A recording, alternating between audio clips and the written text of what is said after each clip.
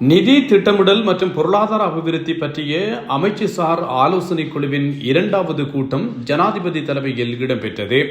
அனர்த்தத்தினால் முழுமையாக சேதமடைந்த வீடுகளுக்காக இழப்பீடு மற்றும் புதிய வீடுகள் நிர்மாணிக்கும் திட்டம் ஜனவரி 9ஆம் தேதி அனுராதபுரம் மற்றும் குருநாகலில் ஆரம்பிக்கப்படும். ஜனாதிபதி தெரிவிப்பு. அனர்த்தத்தால் முழுமையாக சேதமடைந்த வீடுகளுக்காக இழப்பீடு வழங்கும் மற்றும் புதிய வீடுகளை நிர்மாணிக்கும் திட்டம் ஜனவரி 9ஆம் தேதி அனுராதபுரம் மற்றும் குருநாகலில் ஆரம்பிக்கப்படும் என்று ஜனாதிபதி அனுரகுமார திசாநாயக்க தெரிவித்தார். 10வது நாடாளுமன்றத்தின் நிதி திட்டமிடல் மற்றும் பொருளாதார அபிவிருத்தி பற்றிய அமைச்சுசார் ஆலோசனை குழுவின் 2வது கூட்டம் இன்று 7ஆம் தேதி பிற்பகல் வியாழக்கிழமை நாடாளுமன்ற வளாகத்தில் நடைபெற்றது. இதில் பங்கேற்று உரையாற்றும் போதே ஜனாதிபதி மேற்கண்டவாறு தெரிவித்தார்.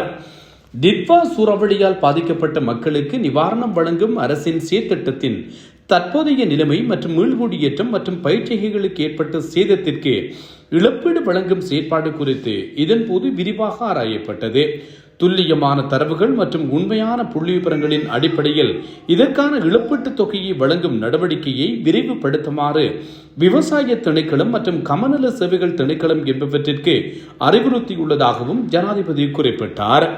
அனர்த்தத்தால் பாதிக்கப்பட்ட சிறு மற்றும் நடுத்தர அளவிலான வர்த்தகர்களுக்காக செயல்படுத்தப்படும் கடன் திட்டம் குறித்தும் இங்கு ஆராயப்பட்டது. வங்கிகளுடன் கலந்தாலோசித்து அந்த கடனை பெறுவது குறித்து வர்த்தக சமூகத்திற்கு விழிப்புணர்வை ஏற்படுத்தும் திட்டத்தின் அவசியம் குறித்தும் ஜனாதிபதி சுட்டிக்காட்டினார்.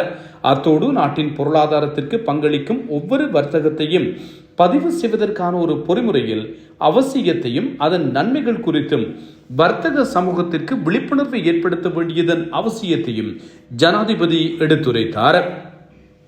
மேலும் அண்மையில் ஏற்பட்ட அனர்த்தத்தினால் பாதிக்கப்பட்ட பதிவு செய்யப்படாத சிறு மற்றும் நடுத்தர அளவிலான வர்த்தகர்களுக்கு நிவாரணம் வழங்குவதிலும் அரசாங்கம் கவனம் செலுத்தியுள்ளது என்றும் இது தொடர்பான அறிக்கைகளை சமர்ப்பிக்குமாறு மாவட்ட செயலாளர்களுக்கு அறிவுறுத்தியுள்ளதாகவும் ஜனாதிபதி அனுரகுமார திசாநாயக்க தெரிவித்தார்.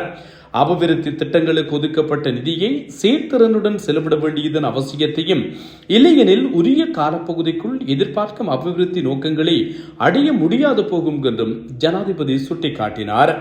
அனர்த்தத்திற்கு பிறகு மக்களின் அன்றாட வாழ்க்கையை மீள கட்டியெழுப்புகையில் முன்பிருந்த நிலையை விட மக்களின் வாழ்க்கை தரத்தை உயர்த்தும் வகையில் இந்த நடவடிக்கைகளை மேற்கொள்ள வேண்டியதன் அவசியத்தையும் ஜனாதிபதி தெளிவுபடுத்தினார்.